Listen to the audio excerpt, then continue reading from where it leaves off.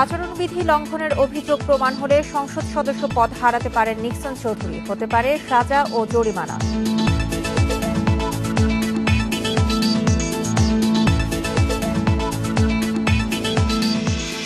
ঢাকা ৫ ও নওগাঁ ৬ আসনের উপনির্বাচনের ভোট গ্রহণ হচ্ছে আজ। সুষ্ঠু নির্বাচনের জন্য সব প্রস্তুতি সম্পন্ন, কড়া নিরাপত্তা।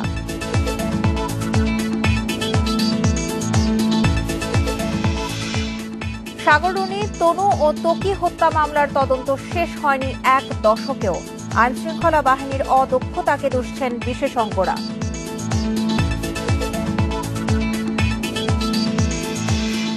খাদ্যশস্য উৎপাদনে বিশ্বের শীর্ষ 10টি দেশের তালিকায় বাংলাদেশ। পুষ্টি নিরাপত্তা এখনও চ্যালেঞ্জ, মত বিশেষজ্ঞদের।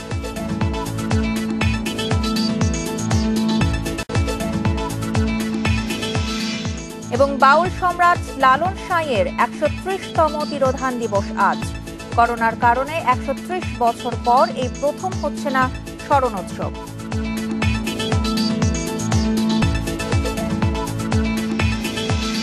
স্বাগত ইন্ডিপেন্ডেন্ট সংবাদের সঙ্গে আছি সঞ্চারী মজুমদার। শুনছিলেন শিরোনাম, যাচ্ছি পুরো খবরে।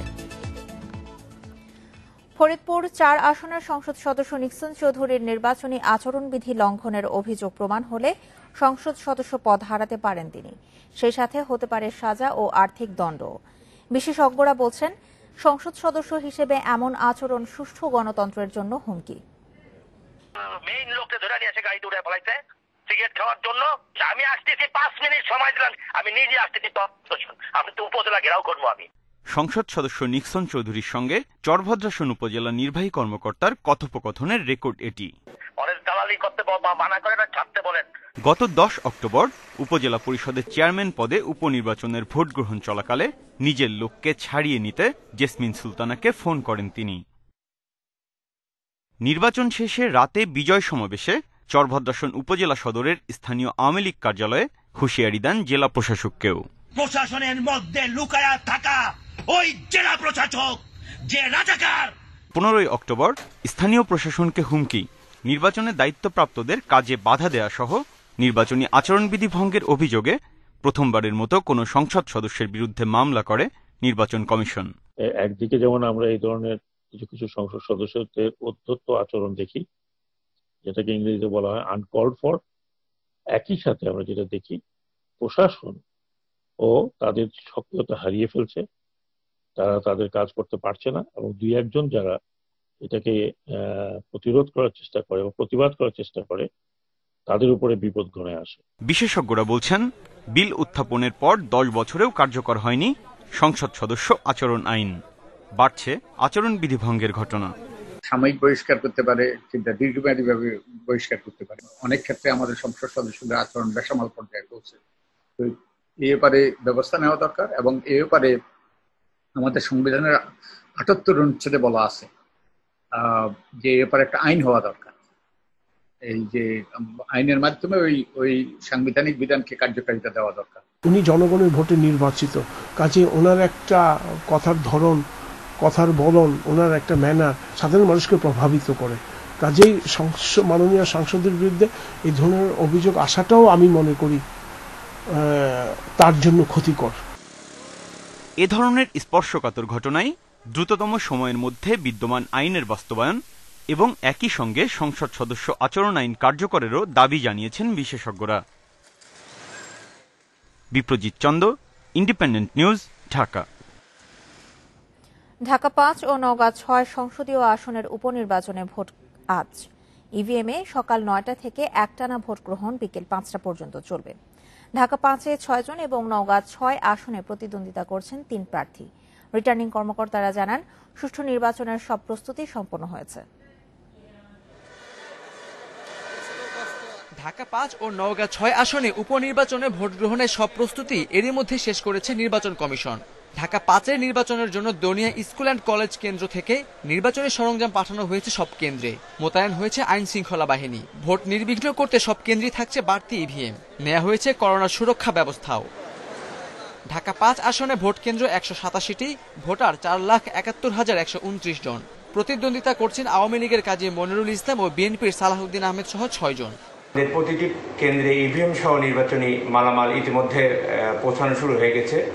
মাঠে আইন শৃঙ্খলা বাহিনী মাঠে উপস্থিত রয়েছেন। আমরা প্রতিটি কেন্দ্রে আইন শৃঙ্খলা বাহিনী মোতায়েন করেছি। সকল ভোটারকে ভোট কেন্দ্রে আসার আমি উদাত্ত আহ্বান জানাবো।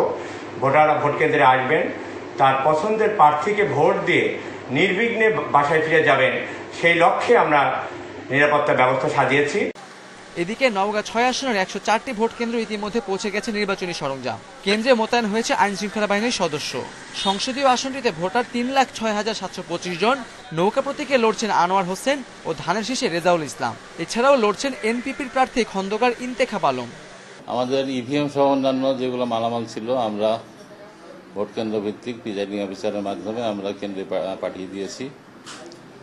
এখন পর্যন্ত আমাদের পরিপূর্ণ প্রস্তুতি রয়েছে, কোথাও কোনো সমস্যা নাই। টেকনিক্যাল বা আইন শৃঙ্খলা কোথাও কোনো সমস্যা নাই।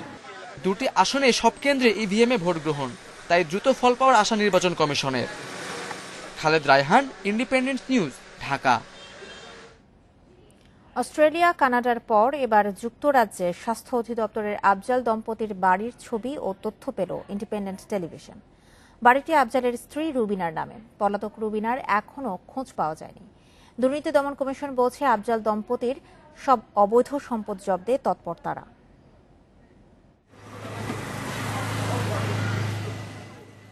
একটি পরিবারের বসবাসের জন্য একটি ফ্ল্যাট বা বাড়ি যথেষ্ট হলেও তা সত্য নয় স্বাস্থ্য অধিদপ্তরের বরখাস্ত কর্মকর্তা আফজালের ক্ষেত্রে। দেশে তা সব মিলিয়ে 25টি প্লট, ফ্ল্যাট ও বাড়ি জব্দ করেছে দুদক, যার মধ্যে রাজধানীর উত্তরায় রয়েছে 2টি 6তলা বাড়ি। এছাড়াও 10 কোটি টাকায় অস্ট্রেলিয়া এবং কানাডায় কিনেছেন বিলাসবহুল বাড়ি। এতেই সন্তুষ্ট ছিলেন না এই দম্পতি। 2017 সালে যুক্তরাজ্যের লিঙ্কনশায়ারেও স্ত্রী রুবিনার নামে 2 লাখ পাউন্ডে বাড়ি কিনেছেন। এসব টাকা এসেছে স্বাস্থ্য অধিদপ্তরের কেনাকাটার কমিশন থেকে। বিলাসবহুল এত বাড়ি থাকার পরও আফজালের দিন কাটছে কারাগারে। দুর্নীতিবাজদের বিরুদ্ধে আইনি প্রক্রিয়ার মাধ্যমেই প্রয়োজনীয় শাস্তির যাতে হয় সেটি নিশ্চিত করার ব্যাপারে দুদক অবিরাম কার্যক্রম চালিয়ে যাচ্ছে এবং আগামী দিনে করবে। নিজ বাড়িতে থাকতে পারছেন না আফজাল পত্নী রুবিনাও, তাকে গ্রেপ্তারে খুঁজছে দুদক। অনুসন্ধানের স্বার্থে যদি সেটি অপরিহার্য হয় অবশ্যই গ্রেপ্তার করা হবে এবং সেই ক্ষেত্রে অনুসন্ধানের জন্য প্রয়োজনীয়তার নিরিখেই কাজটি করা হবে। আফজালের সব অবৈধ সম্পদের তথ্য পেতে রুবিনাকে গ্রেপ্তারের বিকল্প নেই বলছে দুদক। তাকে আইনের আওতায় এনে দুর্নীতি বিরোধী কার্যক্রমে দৃষ্টান্ত স্থাপনের পরামর্শ টিআইবির। এই অভিযুক্তের অবৈধভাবে অর্জিত এই যে বিশাল সম্পদ, এটি মোট হয়তোবা তার যে অর্জিত সম্পদ তার একাংশ মাত্র। জব্দকৃত অর্থের দ্বিগুণ জরিমানা হবে হবার কথা এবং একই সাথে 12 বছর পর্যন্ত কারাদণ্ড হওয়ার কথা। কাজেই আইনি প্রক্রিয়া সম্পন্ন করতে হবে। তিনি যেখানেই থাকুক না কেন বা তারা যেখানেই থাকুক না কেন তাদেরকে দেশে ফিরিয়ে আনা এবং আইনের মুখোমুখি করা। দেশে বিদেশে আফজাল দম্পতির সব সম্পদ খুঁজে দেশে ফেরত আনতে সংশ্লিষ্ট দেশের সহায়তা চাইছে দুদক। রিশাদ হুদা, ইন্ডিপেন্ডেন্ট নিউজ, ঢাকা। সাগররুনি, তনু ও ত্বকী হত্যার চাঞ্চল্যকর 3 মামলার তদন্ত শেষ হয়নি 1 দশকেও। এক্ষেত্রে বাধা ধরা কোনো সময় নেই জানিয়ে তদন্ত সংস্থাগুলো বলছে প্রকৃত রহস্য উদ্ঘাটনে কত সময় লাগলো তা বিবেচ্য নয়। তবে এতে দ্বিমত করছেন মানবাধিকার কর্মী ও অপরাধ বিশেষজ্ঞরা। তাদের মত, এজন্য দায়ী আইনশৃঙ্খলা বাহিনীর অদক্ষতা। সাংবাদিক দম্পতি সাগররুনি হত্যা মামলার তদন্ত শেষ করতে 8 বছরে সময় নেওয়া হয়েছে 75 বার। নারায়ণগঞ্জে ত্বকী হত্যার অভিযোগপত্র জমা পড়েনি 7 বছরে, আর 4 বছরেও আলোর মুখ দেখেনি কুমিল্লায় তনু হত্যার তদন্ত। যত ধরনের আসলে এটা নিয়ে ছলচাতুরি হয়েছে তাতে কিন্তু মনে হয়েছে খুবই ইন্টেনশনালি এটাকে ধামাচাপা দেওয়া হচ্ছে। সো এখানে তদন্তকারী সংস্থার চেয়ে ইচ্ছার ব্যাপারটা আমার কাছে মনে হয় বেশি জরুরি। সমস্ত হত্যা রহস্য উদ্ঘাটনের পরেও কিভাবে বিচার বন্ধ করে রাখা হয় এবং বন্ধ থাকে, এটার উদাহরণটা হচ্ছে ত্বকী হত্যা। তবে আইনশৃঙ্খলা বাহিনী বলছে ঘটনার চুলচেরা বিশ্লেষণ করে গুণগত তদন্তই তাদের লক্ষ্য। তাই প্রকৃত রহস্য উদ্ঘাটনে সময় বেশি লাগলেও তা তদন্তে প্রভাব ফেলবে না। সময় কতটুকু লাগলো তার চেয়েও সবচেয়ে বেশি গুরুত্বপূর্ণ যে বিষয় সেটি হচ্ছে এই মামলাটির গুণগত তদন্তকারী কর্মকর্তা যিনি আছেন একজন অভিজ্ঞ কর্মকর্তা এবং উনি পেশাদার কর্মকর্তা। উনি সার্বিক দিক বিবেচনা করে এই ক্ষেত্রে উনি আইনানুগ ব্যবস্থা গ্রহণ করছেন। অপরাধ বিশ্লেষক ও আইনজীবীরা বলছেন ভিন্ন কথা। তারা মনে করছেন তদন্তে সময় ক্ষেপণ ও অভিযোগপত্র দিতে বিলম্বে অপরাধীদের পার পেয়ে যাওয়ার শঙ্কা থাকে। হত্যা রহস্য উদ্ঘাটন হবে কিনা তা নিয়ে জনমনে তৈরি হয় সন্দেহ। পুলিশের যেই জবাবদিহিতা বা স্বচ্ছতার কথা বলি সেই যুগে এবং পুলিশের যেই পলিটিসাইজেশনের কথা বলি এই জায়গাগুলোর সাথেই কিন্তু এই নেক্সাসটার কারণেই কিন্তু আলটিমেটলি আমরা এই ধরনের হত্যা মামলা চার্জশিট থেকে শুরু করে ইনভেস্টিগেশন এগুলো কিন্তু আমরা সেইভাবে দেখতে পাচ্ছি না। তদন্তের বিলম্ব হয় পুলিশের গাফিলতির জন্য। এত বছর তদন্তের সময় গেলে অনেক আলামত নষ্ট হয়ে যায়। 1 বছরের খুনের মামলা তদন্ত শেষ না হলে বেশিরভাগ ক্ষেত্রে আমি ধরে নিব যে তদন্ত শেষ করে এই মামলা বিচারে এসে আসামিকে দোষী প্রমাণ করা অনেক কঠিন হবে।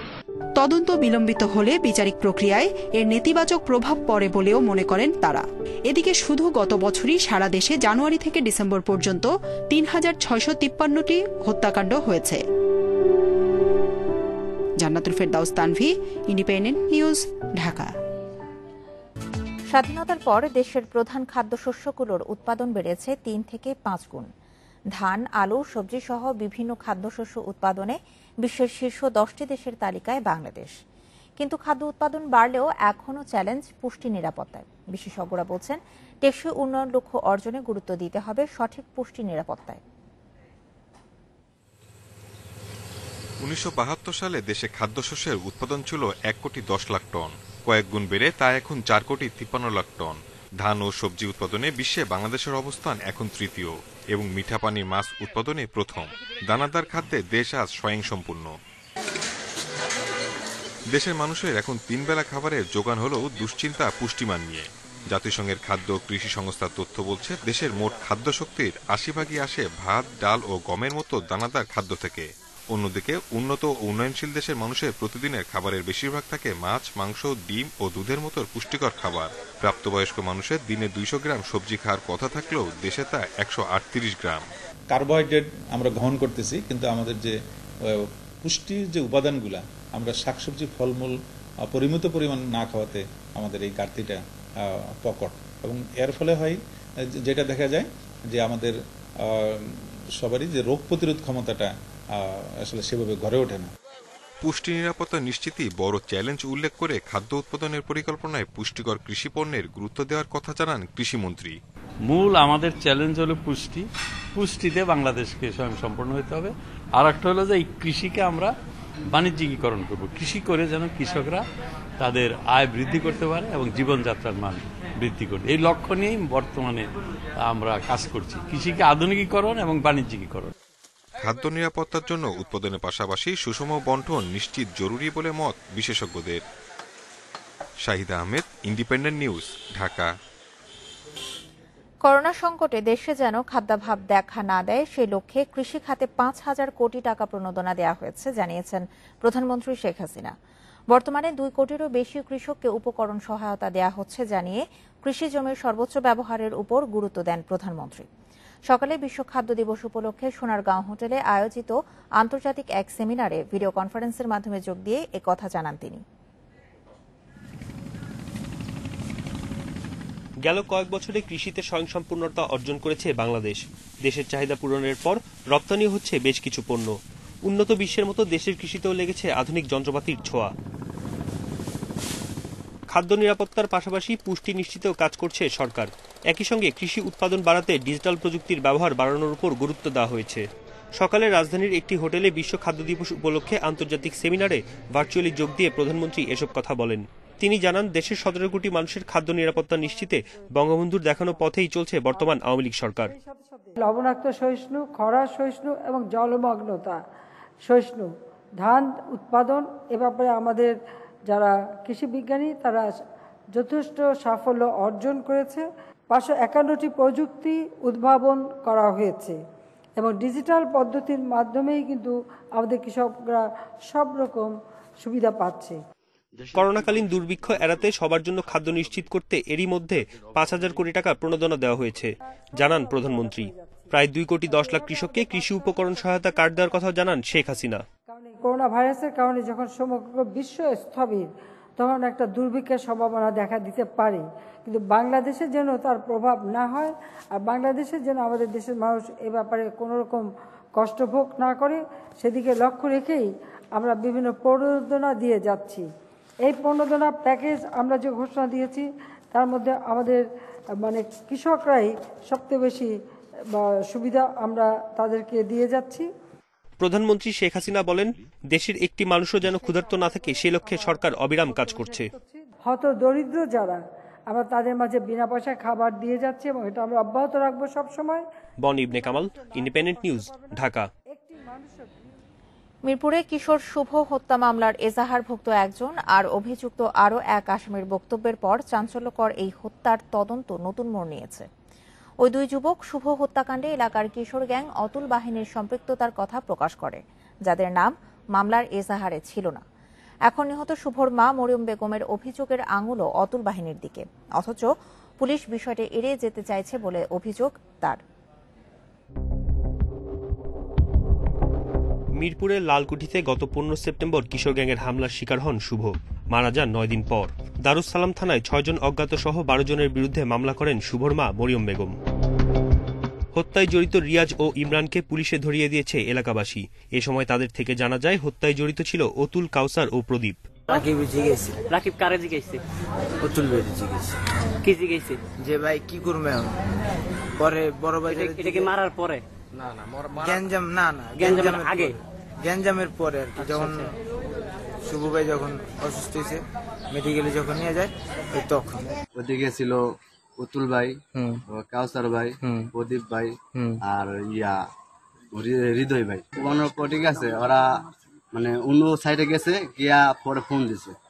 ফোন দিয়ে কইছে যে তোরা বড় বাজার যা, আমি বড় বাজার আইতেছি, তো বলে দেখা করে। পরে বড় বাজার গেছে, পরে হ্যাঁ টেকা টুকা দিছে, টেকা টুকা দিয়া পরে কইছে তোরা কদিন সেভে থাক, আমি কথা বলতেছি। তবে পুলিশ বলছে তদন্তে মিলছে না অতুল বাহিনীর সম্পৃক্ততা। আমার তদন্ত তারা ঘটনাস্থলে ছিল না, বাট বাদী পক্ষ বলতেছে যে তাদের ইন্ধনে হয়েছে বা বলে গেছে, ওই ভিকটিম বলে গেছে মরার সময়। আমি কিন্তু তদন্ত শুরুর পরেই আমি ভিকটিমের জবানবন্দি আমি হাসপাতালে গিয়ে তার মাকে সেভারাল টাইম জিজ্ঞাসা করছি, তাকে জিজ্ঞাসা করছি, বারবার জিজ্ঞাসা করছি আরো কেউ আছে কিনা। তারা তো তখনও বলে নাই। মৃত্যুর আগে শুভ হামলার পরিকল্পনাকারী অতুল, কাউসার ও প্রদীপের নাম বলে গেছে। অভিযোগ মামলার বাদীর। 2 বছর আগে ছোট বোন শোভাকে ইফটিজিং এর কারণে অতুল বাহিনীর সাথে শুভর বিবাদ শুরু। প্রদীপের দোকানে কাজ করার সময় শুভকে দিয়ে মাদক চালান দেওয়ারও চেষ্টা করে। তখন অতুলও পাশে, তারপরে কাউসারও ছিল, আর ওই লিগিয়া প্রদীপ, যারা করছে মার্ডার, তাগরে টাকা পয়সা দিয়ে সহযোগিতা করলো তাগরে, এবং কইলো তোরা সইরা থাক, পলাই থাক, বাকি ব্যবস্থা আমরা দেখতে আসি। তারপরে তো ছেলে মারাই গেল, ছেলে তো সবই বইলা গেল সবাই নামে একে একে। অভিযোগ আছে শফিকুর রহমান অতুল ছাত্রদলের রাজনীতির সাথে জড়িত ছিলেন। তবে চাচা আতিয়ার রহমান আওয়ামী লীগের রাজনীতির সাথে জড়িত থাকায় প্রভাব খাটিয়ে এলাকায় ত্রাস চালাত অতুল বাহিনী। ক্ষমতাসীন দলের বিভিন্ন রাজনৈতিক অনুষ্ঠানে নিয়মিত যাতায়াত ছিল অতুলের। এরই মধ্যে 2 আসামির স্বীকারোক্তিমূলক জবানবন্দি নেওয়া হয়েছে। আরও 4 জনের জবানবন্দি নেওয়ার প্রক্রিয়া চলছে। বনি ইবনে কামাল, ইন্ডিপেন্ডেন্ট নিউজ, ঢাকা। রেলওয়েতে নতুন নিয়োগ বন্ধ থাকায় দেখা দিয়েছে জনবল সংকট। লোকবলের অভাবে বন্ধ হচ্ছে অনেক স্টেশন, বাড়ছে দুর্ঘটনা। কর্তৃপক্ষ বলছে আগের বিধি বাতিল হওয়ায় নতুন নিয়োগ দেওয়া সম্ভব হচ্ছে না। তবে চলতি মাসেই নতুন নিয়োগ বিধি চূড়ান্ত হলে প্রায় 15,000 জনবল নিয়োগের প্রক্রিয়া শুরু করার কথা জানিয়েছে কর্তৃপক্ষ। রেলওয়ে পূর্বাঞ্চলে বিভিন্ন গ্রেডের চালক থাকার কথা কমপক্ষে 980 জন, কিন্তু নতুন নিয়োগ না হওয়ায় 333টি পদই শূন্য। এতে চালকেরা বিশ্রামের সময় যেমন পাচ্ছেন কম, তেমনি ঘটছে দুর্ঘটনাও। শুধু চালক নয়, রেলের প্রায় সব বিভাগেই রয়েছে জনবল সংকট। এই অবস্থায় পরিস্থিতি সামাল দিতে কিছু গুরুত্বপূর্ণ পদের কাজ চলছে চুক্তিভিত্তিক নিয়োগে। কিন্তু স্টেশন মাস্টারের মতো পদ শূন্য হওয়ায় সারা দেশে বাড়ছে বন্ধ স্টেশনের সংখ্যা। প্রতি মাসে 1 জন বা 2 মাসে 1 জন রিটায়ারমেন্টে যাচ্ছে, ওইটা তো আর ফুলফিল হচ্ছে না, ফলে বাধ্য হয়ে আমাদের আরেকটা স্টেশন বন্ধ করতে হচ্ছে। এরকম একটা সিচুয়েশন।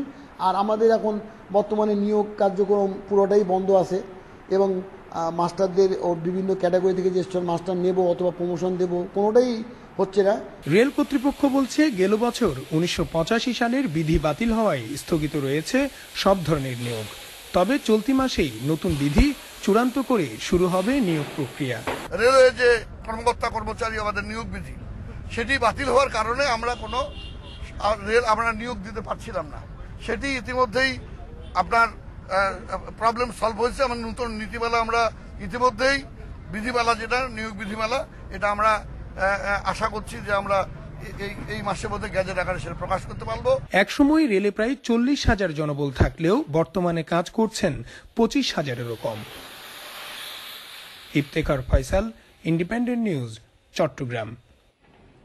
প্রতারণার মাধ্যমে 12,000 গ্রাহকের প্রায় 300 কোটি টাকা হাতিয়ে নেওয়ার অভিযোগে একটি এমএলএম কোম্পানির 5 কর্মকর্তাকে গ্রেপ্তার করেছে পিবিআই। ভুক্তভোগীরা জানান, আমানতের বিপরীতে বিপুল অঙ্কের লাভ ও জমি দেওয়ার কথা বলে টাকা নিত এই চক্র। প্রতারণার মূল হোতা সহ পলাতক আরও 9 জন। তাদেরকে ধরতে অভিযান চলছে জানিয়েছে পিবিআই।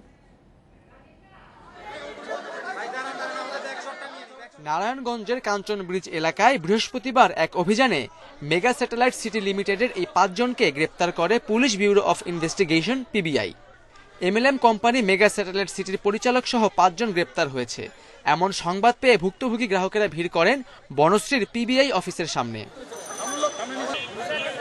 গ্রাহকেরা জানান, প্রতিষ্ঠানটি প্রতি লাখে 6,000 টাকা মুনাফা দেওয়ার প্রতিশ্রুতি দিয়ে আমানত সংগ্রহ করত, আর 1 বছর পর মূল আমানত ফেরত বা নারায়ণগঞ্জে জমিদের আশ্বাস দিয়ে প্রতারকেরা হাতিয়ে নিয়েছে কোটি কোটি টাকা। প্রতি মাসে 1 লক্ষ টাকায় 6,000 টাকা লভ্যাংশ এবং 16 মাস পরে আসল টাকা ফেরত। আমি মেডিকেল করব, আমি বহুতলা ভবন করব এবং এই ভবনে আপনাদের এক একটা করে ফ্ল্যাট থাকবো এবং আপনারা এই ফ্ল্যাটে বসবাস করবেন। আপনাদের স্বপ্ন আমি পূরণ করে দেব। আমি আরেক জায়গা থেকে 2 লাখ টাকা আমার হাজবেন্ড ঋণ করছে, সেখানে আমার 200 কম 11,000 টাকা আমার কিস্তি মাসিক দিতে হয়। এখন আমি আজকে একটা বছর ধরে আমি দুঃখী মরতেছি। পুলিশ বলছে, প্রতিষ্ঠার পর থেকে 4 বার নাম পরিবর্তন করেছে কোম্পানিটি। অবসরপ্রাপ্ত সরকারি কর্মকর্তারা ছিলেন এই চক্রের মূল টার্গেট। চক্রটি প্রায় 300 কোটি টাকা হাতিয়ে নিয়েছে বলে প্রাথমিকভাবে ধারণা করলেও টাকার পরিমাণ আরো বাড়তে পারে জানালো পুলিশ। চক্রটি কি কি অপরাধ করে এগুলোর জন্য আমরা বেসিক্যালি গোয়েন্দা নিয়োগ করি, আমাদের স্পাই কিছু ইনফরমেশন কালেক্ট করে। তো এইসব ইনফরমেশনের ভিত্তিতে আমরা দেখি যে এটি একটি ভালো প্রতারক চক্র, যে চক্রটা পূর্বে ডেস্টিনি, নিউ ওয়াই এগুলোর অভিজ্ঞতাটাকে এখানে কাজে লাগিয়েছে। এই টাকা বর্তমানে কোথায় আছে এবং তা বিদেশে পাচার হয়েছে কিনা তা খতিয়ে দেখা হচ্ছে। এছাড়া মূল আসামি সহ কাদের ছত্র ছায়ায় এই প্রতারণা চলেছে তা খুঁজে বের করতে তদন্ত চলছে জানিয়েছে PBI. Khaled Raihan, independent news, Dhaka. Corona পরিস্থিতিতে প্রায় 7 মাস পর স্বাস্থ্যবিধি মেনে সিনেমা হল খুললেও দেখা নেই দর্শকের। নতুন মানসম্পন্ন সিনেমা মুক্তি না পাওয়ায় দর্শক আসেনি বলে মনে করছে হল কর্তৃপক্ষ। নতুন সিনেমা মুক্তি না পেরে হলগুলো আবারও বন্ধ হয়ে যাওয়ার আশঙ্কা তাদের। এদিকে প্রথম দিনেই দেশের 40টি প্রেক্ষাগৃহে মুক্তি পেয়েছে সাহসী হিরো আলম ছবিটি। স্বাস্থ্যবিধি মেনে হলগুলোতে সিনেমা প্রদর্শনের অনুমতি দিয়েছে তথ্য মন্ত্রণালয়। তবে অনুমতি মিললেও প্রথম দিনে খোলেনি বেশিরভাগ হল। ঢাকা সহ সারা দেশে 150-র বেশি হল থাকলেও খুলেছে মাত্র 66টি। বড় বাজেটের মানসম্পন্ন সিনেমা মুক্তি পেলে বাকি হলগুলো খুলতে পারে বলছে কর্তৃপক্ষ। এইবার তোমার ভাইজানকে আমাদের বিয়ের কথাটা বলো না। আচ্ছা, প্রথম দিনে দেশের 40টি প্রেক্ষাগৃহে মুক্তি পেয়েছে সাহসী হিরো আলম নামের একটি সিনেমা। ছবিটি ঘিরে দর্শকের তেমন আগ্রহ দেখা না গেলেও ছবির প্রযোজক ও প্রধান অভিনেতা হিরো আলম বলছেন, সময় গড়ানোর সঙ্গে সঙ্গে বাড়বে দর্শক। আমি এটা গ্যারান্টি দিয়ে জোর গলায় বলতে পারি, এই মুহূর্তে পুরাতন সিনেমাতে 10টা লোক হয়, তা আমি হিরো আলম ওপেন চ্যালেঞ্জ করলাম, হিরো আলমের সিনেমাতে 12টা লোক হবে। 2টা লোক হলে তো ব্যাটতে আনতে পারবো, তাই হিরো হল মধ্যে নতুন আর মুভি দরকার এই মুহূর্তে। এছাড়া 26টি হলে চলছে পুরনো সিনেমা, সেখানেও নেই তেমন ভিড়।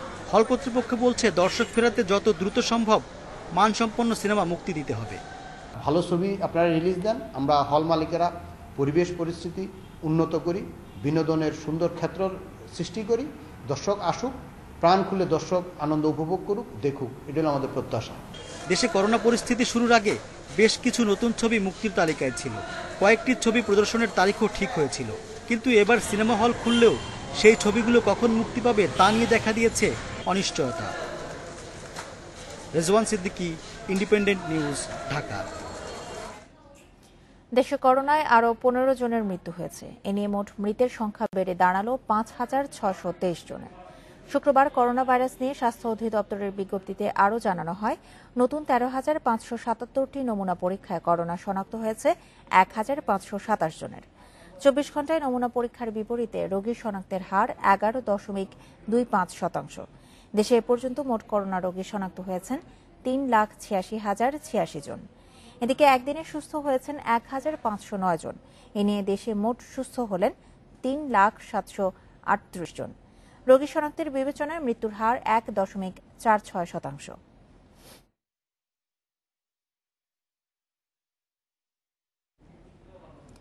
করোনা চিকিৎসায় রেমডেসিভিরের কার্যকারিতা নিয়ে সংশয় প্রকাশ করেছে বিশ্ব স্বাস্থ্য সংস্থা।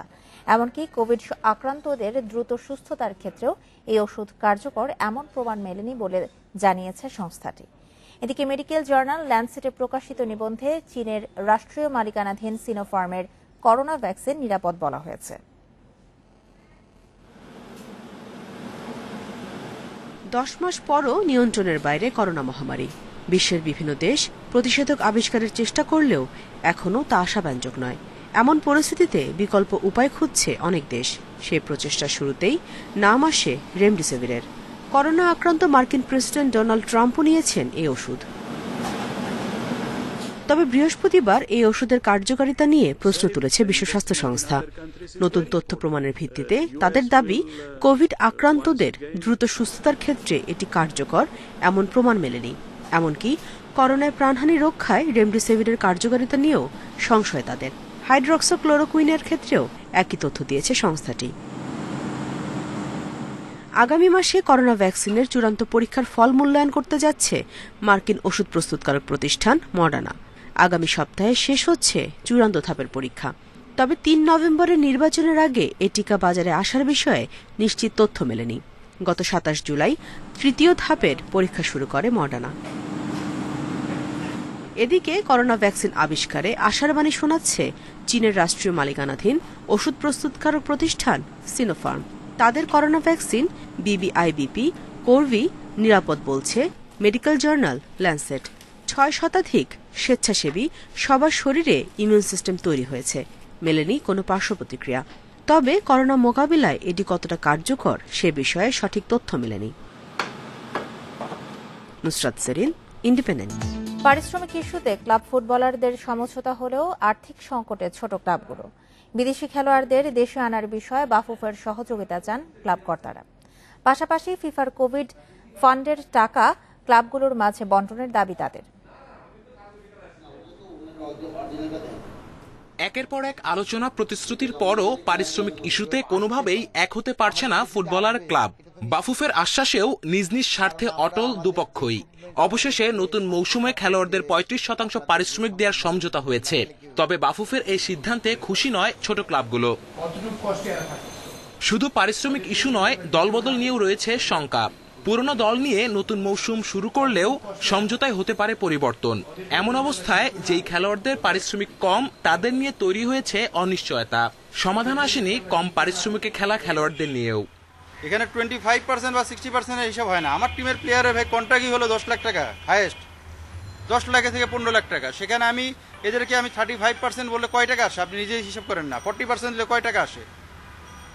তো সেসব চিন্তা করে আমার মনে হয় না যে এগুলা নিয়ে আমাদের ক্লাবগুলা যারা আছে, আমাদের মধ্যম সারির দলগুলা, এটা নিয়ে আসলে ওনারা বদাত না। 4টা প্লেয়ার কথা যেটা হয় যে ওইটা না, আমরা তো প্লেয়ার ছাড়বো না। প্লেয়ার ছাড়বো না, যদি আমরা সারি ওই ক্লাব না নেই তাহলে আমাদের নিতে হবে। ওই 4টা প্লেয়ার তো সে অবহেলিত হয়ে থাকবে না, আমরা চাই না। করোনাকালে আর্থিক অনিশ্চয়তার মুখে ক্লাবগুলো। এমন অবস্থায় বিদেশি কোটা পূরণে শঙ্কায় ছোট ক্লাবগুলো। আর্থিক সংকট কাটিয়ে উঠতে ফিফা এএফসির কোভিড ফান্ডের টাকা বন্টনের দাবি তাদের। পাশাপাশি ফেডারেশন কাপের পরপরই লিগ শুরুর দাবি ক্লাব কর্তাদের। 5 টাকার স্পন্সর পাই, সেটাও আমার ক্লাবে দিব ওই 35-40%। আর যদি 50 লাখ টাকাও পাই তাহলে একই জিনিস করব। আমাদের যেটা হলো যে আমাদের ক্লাবগুলোকে আসলে সময় হয়েছে যে এই প্রফেশনালাইজ করার জন্য এবং প্লেয়ারদেরকে এই মেন্টালিটিতে আসার জন্য যতটুকু দরকার এটা নিচের সারির থেকে করে আসতে হবে। শুধু এসে চাপাই দিলাম প্রিমিয়ার লিগে সেটা হবে না, এটা চ্যাম্পিয়ন্স লিগ থেকেই শুরু করতে হবে যে একদম প্রপার। আমরা চাই যে আমাদের এই কোভিডের টাকা যা আসবে এটার জন্য আমাদের সমভাবে বন্টন করে দেয়, তাহলে আমরা একটু ক্লাবগুলো উপকৃত হব। 19 ডিসেম্বর ফেডারেশন কাপ দিয়ে শুরু হবে মৌসুম। তার আগে দল গোছানোর চ্যালেঞ্জে পড়তে হতে পারে ছোট ক্লাবগুলোকে। Kamrul Hasnat, independent news, Dhaka. BCB presidents কাপের তৃতীয় ম্যাচে এসে প্রতিদ্বন্দ্বিতা টের পাওয়া গেছে। শুরুর 2 ম্যাচে ব্যাটসম্যানরা হতাশ করলেও খোলস থেকে বের হওয়ার পথ দেখালেন মেহেদী হাসান ও মুশফিকুর রহিম। হোম অফ ক্রিকেটের মন্থর উইকেটে রান পেতে ধৈর্যশীল হওয়ার তাগিদ তামিম একাদশের মেহেদীর। এই অলরাউন্ডারের বিশ্বাস সামনের ম্যাচগুলোতে রানে ফিরবেন ব্যাটসম্যানরা। সৌম্য 47 বলে 9, সৈকত 12 রান করতে খেলেছেন 46 বল। 21 বলে মিঠুনের 4 রান। আসলে তৃতীয় ম্যাচে এসে এই অবস্থা। শুরুর 2 ম্যাচেও ব্যর্থ ছিলেন ব্যাটসম্যানেরা। দীর্ঘ সময় পর কন্ডিশন আর উইকেটের সাথে মানিয়ে নিতে বেগ পাচ্ছেন তারকা ব্যাটসম্যানরা। অবশেষে ব্যাটসম্যানদের পথ দেখালেন মেহেদী মুশফিক। 109 বলে মুশফিক করেন 103 রান। সাহসী ব্যাটিংয়ে 47 বলে 82 রান করেন মেহেদী। প্রতিকূল কন্ডিশনে ইতিবাচক থেকেও যে রান করা সম্ভব সেটা দেখিয়েছেন এ দুজন। আমরা চাইও সব ব্যাটসম্যানরা আস্তে আস্তে বড় রান করুক, এবং কষ্ট আছে, আপনার এত ইজি না, টেম্পারেচারটাও মানে গরম খুব ভালোই আছে, তো ব্যাটিং করতে কষ্ট হয়, বাট এই জিনিসটা আস্তে আস্তে ঠিক হয়ে যাবে। আশা করি সবাই ঠিক করে ফেলবে। যে আপনি পেস বোলাররা দেখেন অনেক কষ্ট করতেছে, কষ্ট করে বল করতেছে, ব্যাটসম্যানরা এরকম আস্তে আস্তে ইনশাল্লাহ কষ্ট করে সবকিছু করবে। ঘরোয়াতে পরীক্ষিত মেহেদী ব্যাটিং এর সাথে বোলিং দক্ষতায় ম্যানেজমেন্টের আস্থায় পরিণত হয়েছেন। প্রতিদান হিসেবে দীর্ঘ বিরতির পর আবারও ফিরেছেন জাতীয় দলে। এবার নির্বাচকদের আস্থার প্রতিদান দিতে চান এই অলরাউন্ডার। অনেকদিন পরে মাঠে নেমে আসলে একটু ডিসঅ্যাপয়েন্টেড লাগতেছিল, কি হবে কি না হবে। সো আস্তে আস্তে মানিয়ে নিতেছে, এটা আলহামদুলিল্লাহ খুব ভালো দিক, পজিটিভ দিক। তো ইনশাল্লাহ নেক্সট ম্যাচগুলো যা আছে আলহামদুলিল্লাহ আমরা চেষ্টা থাকবে ভালো করার। বিপিএলে একাধিকবার তামিমের সাথে একই দলে খেলেছেন মেহেদী। সেই বোঝাপড়া কাজে লাগাতে চান প্রেসিডেন্টস কাপে, জিততে চান শিরোপা। Mazharul Islam, independent news. লালনের মৃত্যুর পর এই প্রথম তার আখড়া বাড়িতে হচ্ছে না স্মরণোৎসব। করোনা ভাইরাস মহামারীর কারণে লালন একাডেমির এই সিদ্ধান্তে হতাশ লালন ভক্তানুসারীরা। তাদের অনেকেই লালন একাডেমি মাঠে জড়ো হওয়ার চেষ্টা করলে জেলা প্রশাসন সরিয়ে দেয়।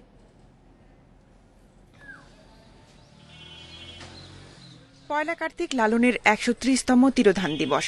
স্মরণ উৎসবকে কেন্দ্র করে এরই মধ্যে দেশের বিভিন্ন প্রান্ত থেকে আখড়া বাড়িতে এসেছেন বহু বাউল ফকির।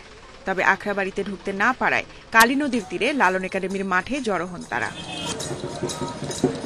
তবে 3 দিন আগে লালন একাডেমি মাঠে অবস্থান নেওয়া বাউল ফকিরদের বের করে দিয়ে মাঠে ঢোকার সব গেট বন্ধ করে দিয়েছে কর্তৃপক্ষ। পাগল সাধু আমরা পূর্ব থেকেই করে আসছি আমরা, ঠিক আছে, তো আমরা আশিক প্রেমিক, আমরা থাকতে পারি না ঘরে। মেলাটা চালু হলে আমরা সবাই এসে পড়ি। না খোলেন সরকার, আমাদের অসুবিধা হবে, আমরা এখানে কত কষ্ট করে ঠিক নাই, আমাদের কথা। দূর দূরান্ত থেকে এসে যে সাইজের মাজারে ঢুকতে পারলাম না এবং একটু ভক্তি শ্রদ্ধা হইতে পারলাম না, আর সেটা খুবই আমাদের একটা ব্যথাজনক ব্যাপার। জেলা প্রশাসন বলছে দেশের নানা প্রান্ত থেকে আসা লালন ভক্তরা একত্রিত হলে করোনা সংক্রমণ বাড়তে পারে, এমন আশঙ্কায় মাঠ খালি করা হয়েছে। লালন ভক্ত যত সাধু এবং তার গুণভক্ত যে সকল মানুষ, তাদের কাছে আমরা দুঃখ প্রকাশ করছি। এই পরিস্থিতির কারণে আমরা তাদের সকলের সহযোগিতা প্রত্যাশা করছি। জেলা করোনা প্রতিরোধ কমিটির সুপারিশে এবার লালন স্মরণ উৎসব না করার ঘোষণা দেয় Lalon academy. Independent news desk. আর এই ছিল এখনকার ইন্ডিপেন্ডেন্ট সংবাদ। ইন্ডিপেন্ডেন্ট টেলিভিশনের সব খবর আরও বিস্তারিত জানতে চোখ রাখুন ফেসবুক, ইউটিউব এবং টুইটারে। ধন্যবাদ সাথে থাকার জন্য।